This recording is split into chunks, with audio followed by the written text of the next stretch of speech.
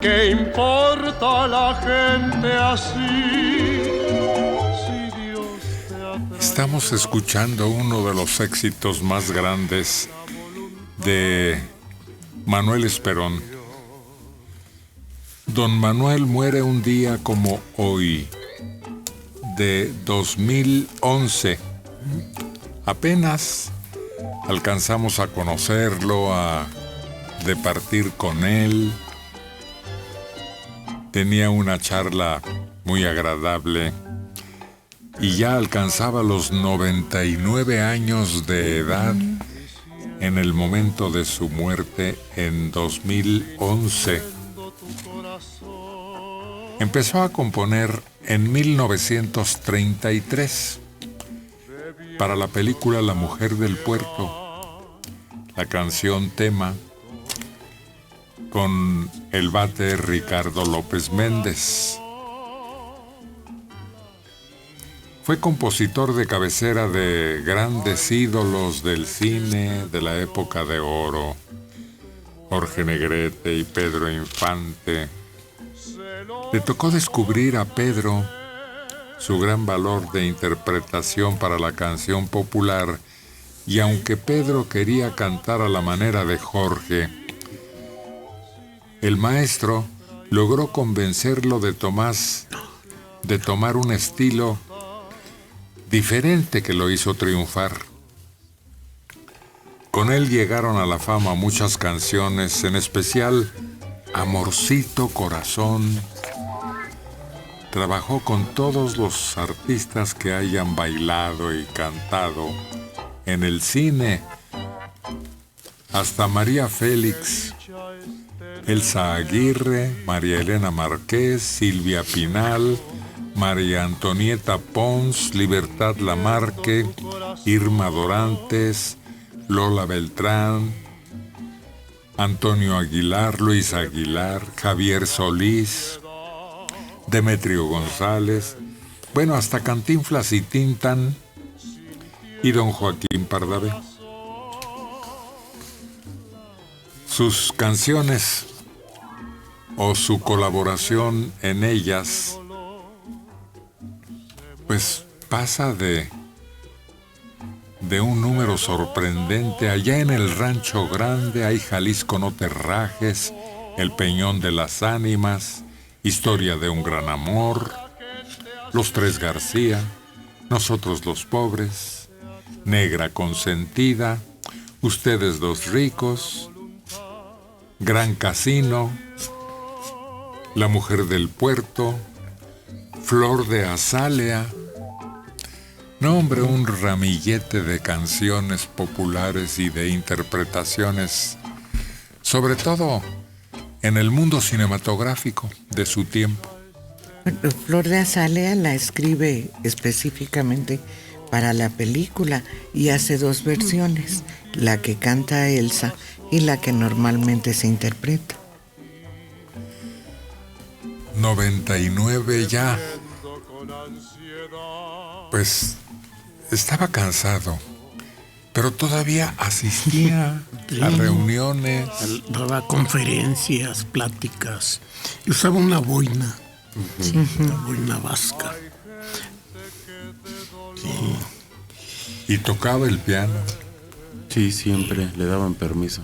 Pero ahorita que hacías la cuenta, pensé que se había quedado architerre, que te recontra hurta mega rico. Pues debería y muy probablemente sí. En cuanto a regalías debe haber ahí un dinero anual.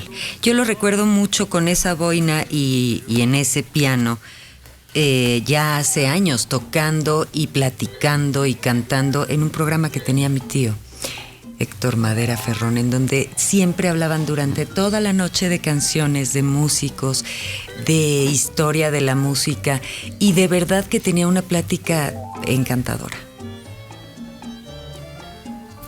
Hay una anécdota muy curiosa.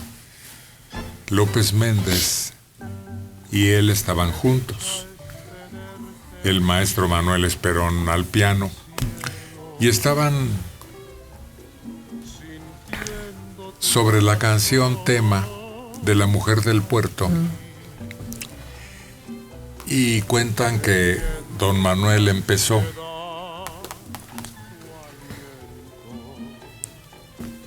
¿No tienen por ahí la canción tema para unirlo con el relato? Que por cierto interpretó la esposa de aquel productor de la película.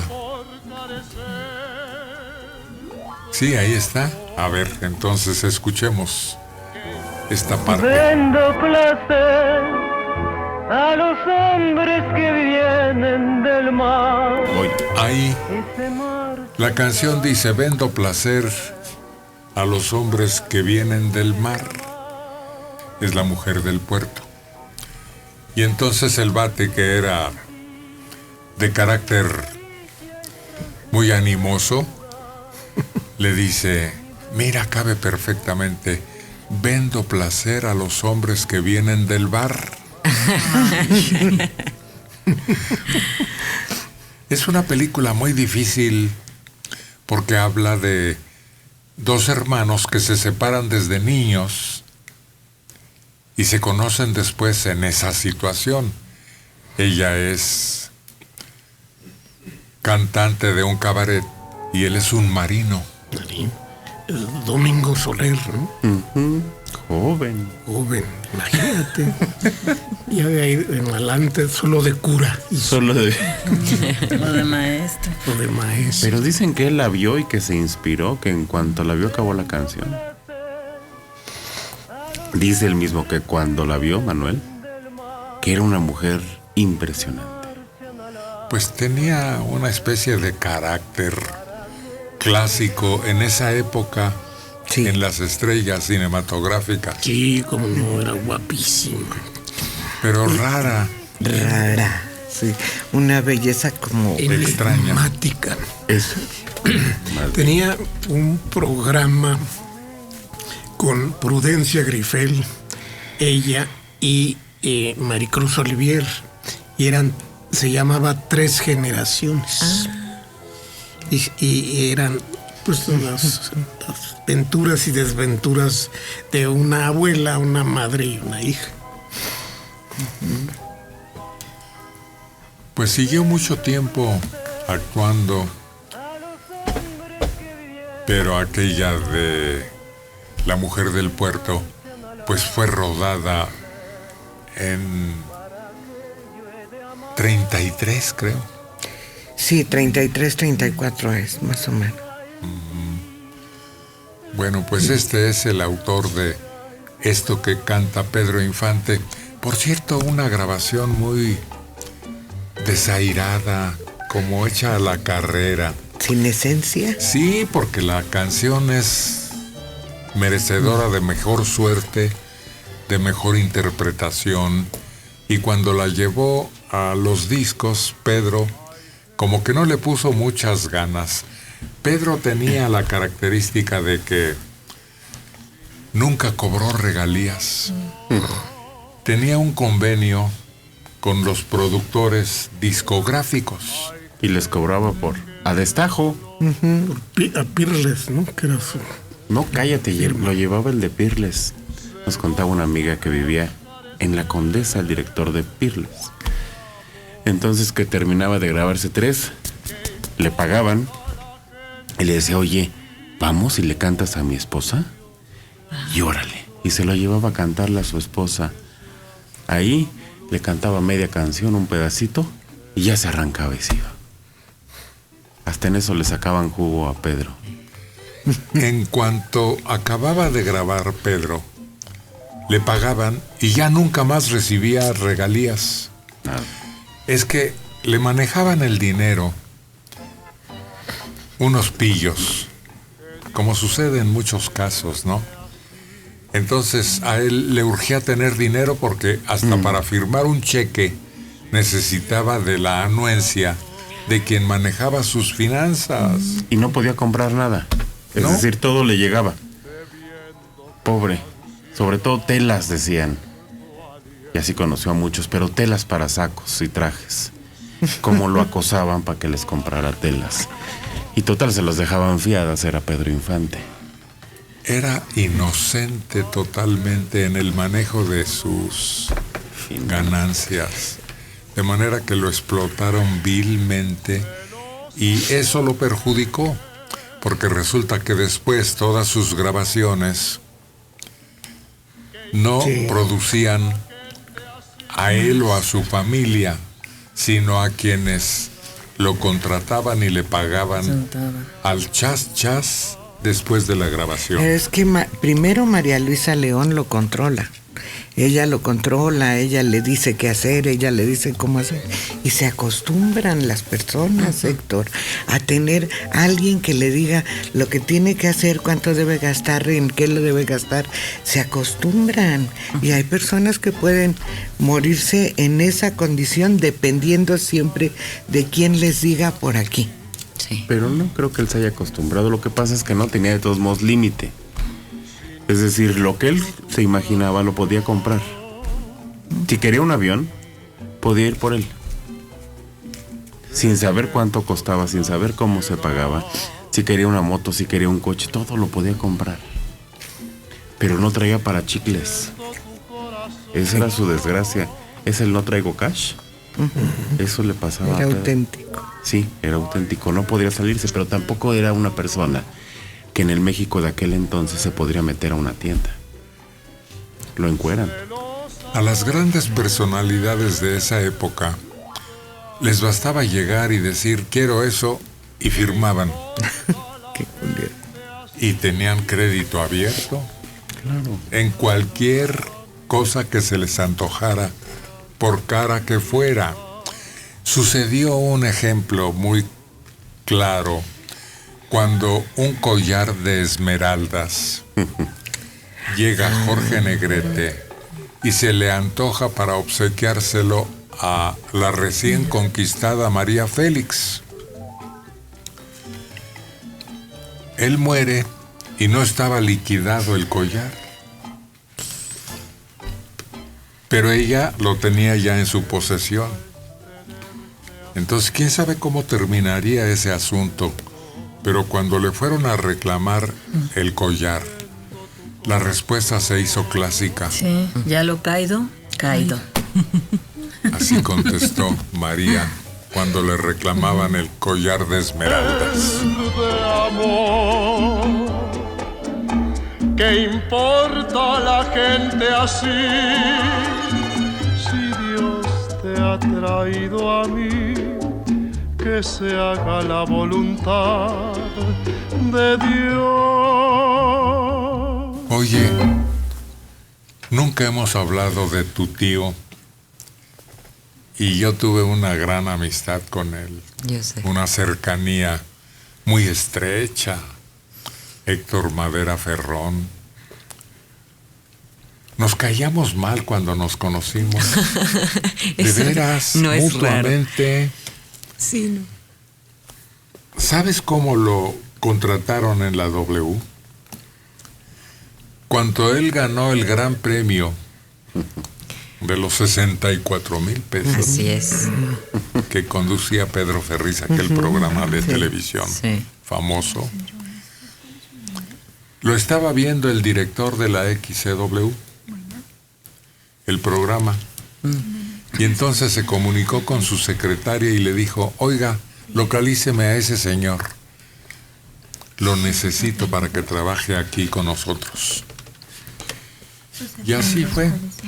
Sí, es que tenía en la cabeza como una enciclopedia musical. Datos de fechas, de autores, de cantantes.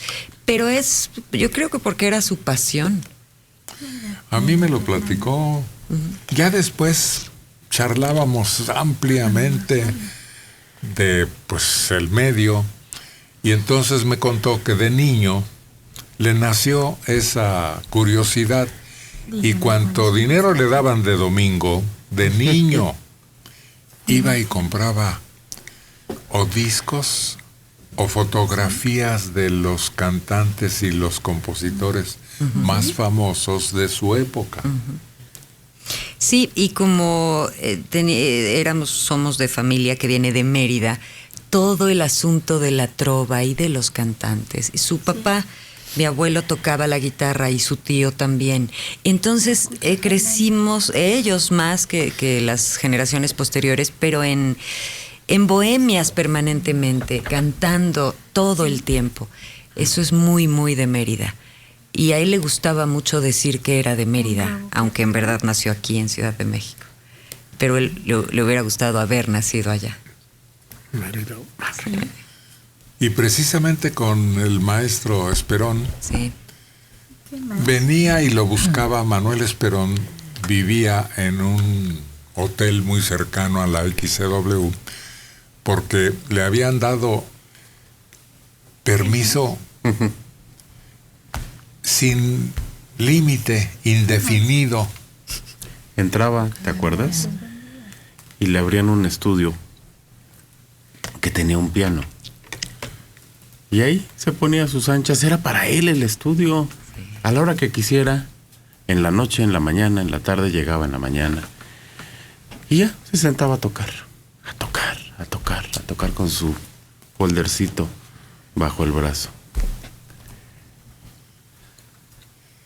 Así que nosotros que llegábamos a cualquier actividad propia, teníamos siempre la imagen de don Manuel sentado al piano. Era en el estudio entrando a la izquierda, ¿verdad? Sí. En cualquiera de los Cualquiera dos. de los, había dos. Igual a Héctor, que siempre traía un disco, otro y un refresco de esos negros. Y Una otra bolsa. boina. Y una boina Y también. otra boina también, sí. De Guadalajara, Jalisco, Fernando Romo Ledesma, 48 años. Me parece que la actitud al decir lo caído, caído, es para justificar un robo propio de una persona oportunista. Pues no. Ella recibió el regalo, obsequio, gratuito, como homenaje a su belleza y al compromiso que habían contraído. Desde luego, ella no tenía ni obligación de saber si lo había pagado, si la estaban sorprendiendo. Ella no tenía obligación de saber eso. Seguramente Jorge tampoco le dijo, mira, te lo estoy regalando, pero lo compré a plazos. No, eso nunca se dice, jamás.